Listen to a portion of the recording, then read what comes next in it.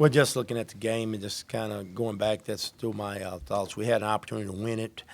I told the kids that we fought hard. We came back from 11 at one point, took the lead.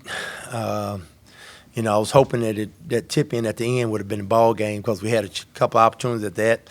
But we had free throws. I mean, we were up three left with seconds left, and we had two shot foul. We missed both of them.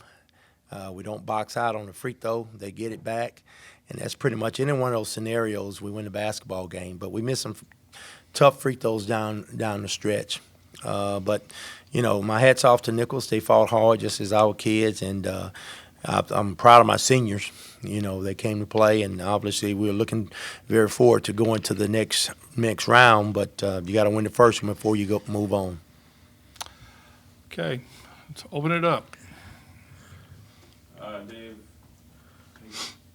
expounding on what you just said, Austin really, in the second half, you guys came out of the locker room, just kind of seemed like lacking defensive effort, and then Austin seemed to propel you on both ends. Well, actually, Austin's our best shot blocker, and the thing about it, he did a great job of clogging up the middle.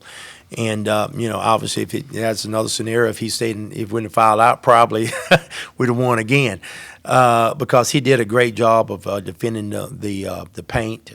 He got some big key rebounds and hit some big free throws when we need them at times. But that's why you have more than 11 guys on the team, and they all fought hard, and we just came up short. And it's kind of tough to swallow because this is the last game of this year, especially for your seniors. And obviously we fought hard, and it just didn't bounce our way at the end.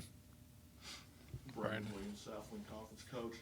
What adjustments did you guys make in the second half to stop their shooting? They're shooting over 53% the first half. Then the second half, you guys were able to shut them down. Well, we did a lot of switching. I think our guards did a lot of switching in what you can with the type of offense they run. And we got hurt a couple times, so we just stopped switching. And you got to guard your guys. You got to get to the spots because we pretty much know where they're going, even though they can change depending on how the cut goes. You can change the cut. But we just did a better job defensively, and, we kept them from getting those easy shots they got early on us.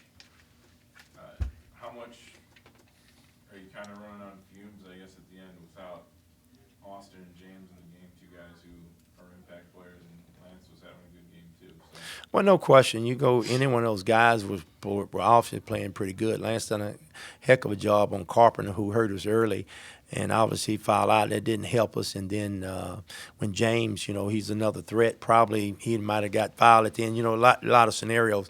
And having James and Austin out of the game, really, any one of those guys probably would have been a difference in the game.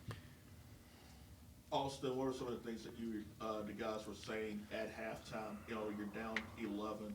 It gets up to 15. What are some of the things you guys were saying in order to get yourselves back into it? Well, I feel like we were pretty calm, and we believed that we could come back and win the ball game. We never really doubted ourselves. It was just more of us coming together as one unit and shutting down and clogging up the paint. Austin, you don't always see guys realize it's potentially their last game as much as you seem to tonight, especially in the second half. You didn't look like you were going to let this team lose. Just explain maybe the will that took over you in that second half to push this team. Well, this game kind of reminded me a lot of the one we had last year, where we went double overtime, and I did not want to let the seniors lose. So it was just more or less just trying to pick up that load and get the job complete again. Jamaya, talk about the ability on the perimeter to shut their three-point shooters down. They were shooting pretty well in the first half, but again, Coach mentioned about the switching and everything. How important was it for you guys to slow them down in order to get the offense clicking?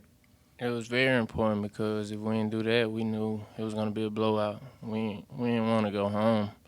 We had to do it. We had to lock up on defense, and that's how we got back in the game.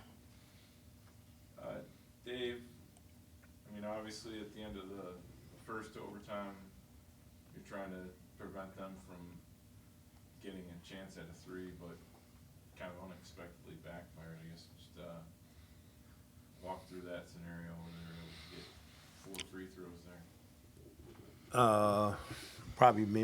Probably when they call it. I mean, that was a great set. If you're talking about the back door when they backdoored us, you know, it's kind of hard to say you juice. You know, you got to get a stop, and everybody's a little probably caught us a little bit more anxious as trying to defend the basketball and stop ball reversal.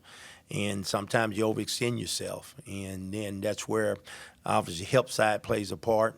You know, obviously you're thinking if Austin's in there, that doesn't happen. And if you go back in the game, they beat us on the wing a couple of times, caught us. We were flat.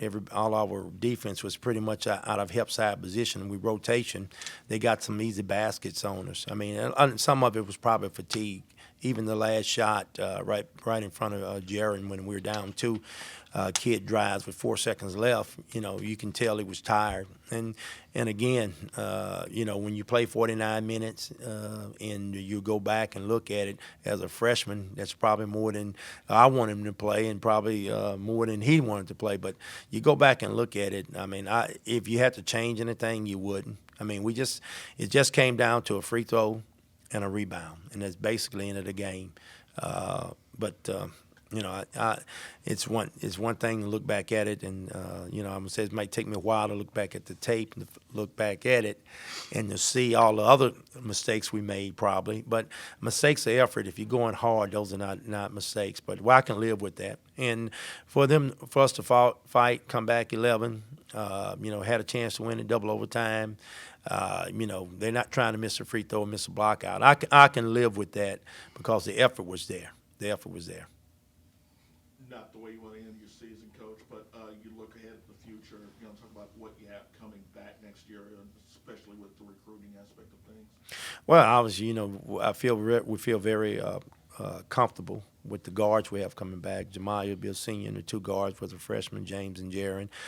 We got some other kids that didn't get an opportunity tonight, but a very fine freshmen, plus the kids that we have coming in.